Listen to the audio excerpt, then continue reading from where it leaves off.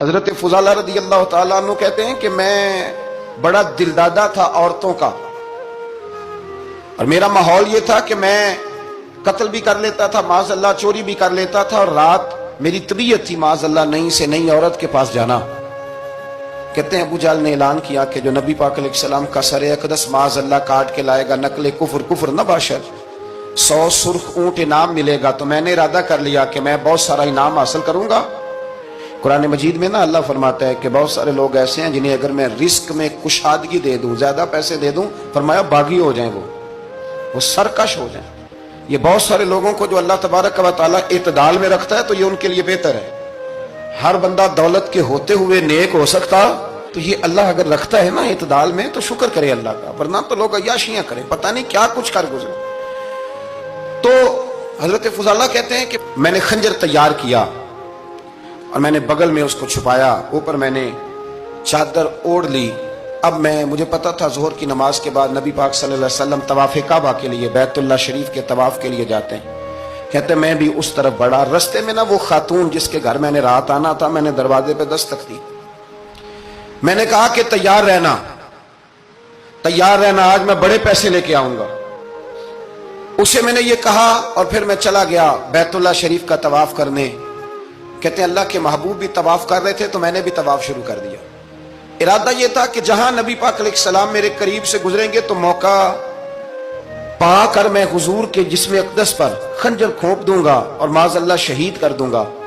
کہتے ہیں حضور ایک دفعہ بھی میرے پاس سے گزرے تو میں ہمت نہ کر سکا، دوسری دفعہ بھی پاس سے گزرے تو میں ہمت نہ کر سکا، تیسری دفعہ بھی گزرے تو میں ہمت۔ نبی کریم صلی اللہ علیہ وسلم 2-3 دفعہ گزرے تو فرماتے ہیں کہ مجھے موقع نہ ملا، اس لیے کہ حضور فرماتے ہیں اللہ نے روب کے ساتھ میری مدد فرمائی، دشمن پر میرا روب طاری ہو جاتا۔ فرماتے ہیں جب چکر پورے ہو گئے تو محبوب کریم نہ چھٹے چکر پہ فرمانے لگے فضالہ چکر ایک رہ گیا ہے، بے خبر ہو جو غلاموں سے وہ آقا کیا ہے، ایک پھیرا رہ گیا ہے۔ کہتے ہیں طواف مکمل ہو گیا تو محبوب میرے قریب آئے، فرمایا وہ کام کرتے کیوں نہیں جس کے لیے آئے تھے؟ میں نے عرض کی یا رسول اللہ کون سا کام، کیسا کام؟ اندر تو چور تھا نا، بانج فقیروں کسے نہیں ماریا، اے ہوئی چور اندر دا، اندر چور تھا نا۔ کہتے ہیں حضور نے مجھے کندھے سے پکڑ کے ہلایا، فرمایا کرتے کیوں نہیں؟ جب حضور نے ہلایا تو وہ خنجر بھی پیروں میں گرا اور میں بھی رسول اللہ کے پیروں میں گر گیا۔ میں نے کہا حضور مجھے کلمہ پڑھا دیں۔ کہتے ہیں حضور نے پہلے میرے دل پہ دست مبارک پھیرا، پھر میرے نبی نے مجھے کلمہ پڑھا دیا۔ اب نا مرید ہونے والا کہتا ہے کہ جی آہستہ آہستہ میں ٹھیک ہو جاؤں گا۔ اب وہ آہستہ آہستہ کا کیا ترجمہ ہے یہ بالکل سمجھ نہیں آتی۔ بھئی کسی بندے سے 5 لاکھ روپیہ لینا ہے تو اس سے وہ کہتا ہے جی میں آہستہ آہستہ دوں گا، 500 روپیہ دے دیا کروں گا روز کا، تو کہتے ہیں میری رقم خراب ہوتی ہے، پورے دو۔ اور نیکی کی بات جب آتی ہے تو کہتے ہیں حضرت صاحب دین اتنا سخت نہیں ہے، میں آہستہ آہستہ ٹھیک ہو جاؤں گا۔ اب میں مغرب عشاء پڑھنی شروع کر دیا میں نے، اب میں تسبیح لے لی ہے، کل میں نے بھی آہستہ آہستہ میں ٹھیک ہو جاؤں۔ یعنی رقم لینی ہو تو وہ آہستہ آہستہ قبول نہیں ہے، لیکن اور مکان کی رجسٹری اگر کرانی ہو تو مالک مکان کہے کہ آہستہ آہستہ کرا لو، کہتے ہیں پیسے پورے دیے ہیں، سویرے چل اور بیان دے۔ یہ کیا بات ہوئی؟ یہاں یہ جو ہمارا ماحول تھا نا کر لیں گے ہو جائے گا، یقین کریں لوگ قبروں میں چلے گئے ہیں پر مسجدوں میں نہیں آئے۔ ہر کام سے لوگ ریٹائر ہوئے پر گناہوں سے ریٹائر نہیں ہوئے، آخر تک تباہی اتر گئی لیکن لوگ بدلنے کو تیار نہ ہوئے۔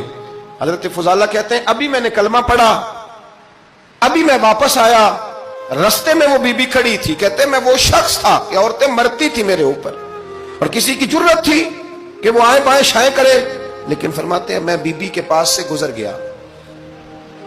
پہلے تو اس کا خیال تھا رکے گا، لیکن جب میں رکا نہ تو دروازے پہ آئی، اور جب میں گزر گیا تو اس نے آواز دی، لیکن میں نے سنی انسنی کر دی۔ جب آگے بڑھا تو میرے پیچھے دوڑی۔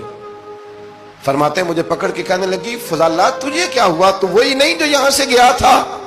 اب فرماتے ہیں میں کبھی نہیں رویا تھا، میں کبھی نہیں رویا تھا۔ اور جب کہا نا تو وہی نہیں، کہتے میں نے سر اٹھایا تو میری آنکھوں میں آنسو تھے۔ میں نے کہا میں جو گیا تھا وہ نہیں ہوں، اب تو میں محمد عربی کا غلام بن گیا۔